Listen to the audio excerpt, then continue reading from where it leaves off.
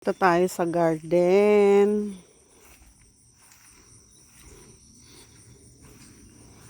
Dahil umulan, ayan. Naku po, naghalo-halo na ang damo at saka hindi ko nabubunutan ng damo.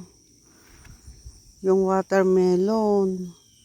Ano kayang nangyari? Naglimapang na din sa kamatis. Aha! Naghalo na itong kamatis ko at saka yung Aba, may hinog na.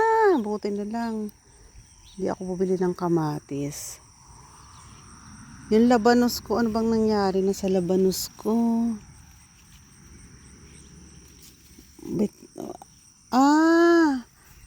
Yung bunga ng labanos. Ayan, katulad niyan. Ayan.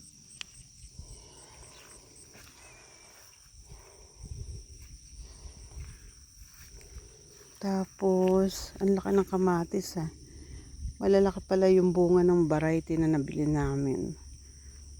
Kasi yung buto namin binili, hindi nagsitubo. Tapos, yung mustasa, ayan, tumataas pala ng ganyan. Pwede nang pitasan. Tapos yung okra, ayan, pwede nang pitasin yung bunga kaysa gumulang. Yay! May malalagay na tayo sa sinigang. Ayan, malalaki yung bunga. Hindi ko alam kung magulang ba. Parang hindi naman, malalaki lang. Tapos ayan, yung mga hindi tinubuan, ayan, damon tumubo. Hindi ko na binunot ang damo at sayang naman yung aking effort. Kung bubunutan ko pa yan ng damo, wala naman tumubo. Tapos ayan, yung green beans. Yung mais. Ayan, may mga bunga na yung mais. Alakada mo. Tsaka yung green beans. Ang bilis tumubo ng damo. Pag nag-uulan. Tapos ayan yung ampalaya ko. Ayan, diyan kong pinagapang. Ay, kulang ang gapangan ko. Tapos,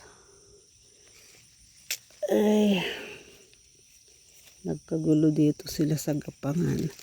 Ilipat natin ito. Dito kagagapang. Diyan kayo magpunta. Tapos itong sitaw. Ala. Dito natin pagapangan ito. Yan. Naghalo-halo kayo dyan. Ampalaya at sitaw. Nakakalimutan ko lagi pag napunta ng grocery, nakakalimutan ko bumili ng stick para doon gumapang itayo ko. So ayan, yung ating garden na madamo. Yun yung sitaw. Tapos ito yung ornamental corn. Wala pa siyang bunga, mas matagal pala siya. Ito yung ating ampalaya. Salamat at nabuhay. Tanggalan natin ng damo. Matataas ng damo. Madali naman tanggalin itong ganitong damo pag umulan dahil malambot ang lupa. Madaling bunutin. Dito kayo gumapang. Uy. Diyan. Diyan kayo maggapangan. Parang kandidato lang. So, ayan.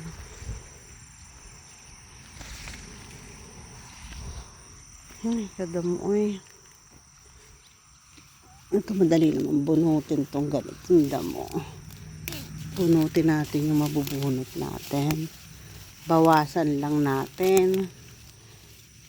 Ayan.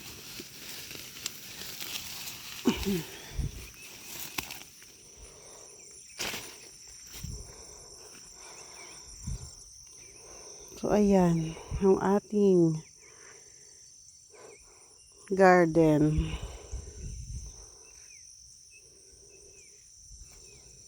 Yung ating garden update. Kailangan itong pukpukin ng matilya.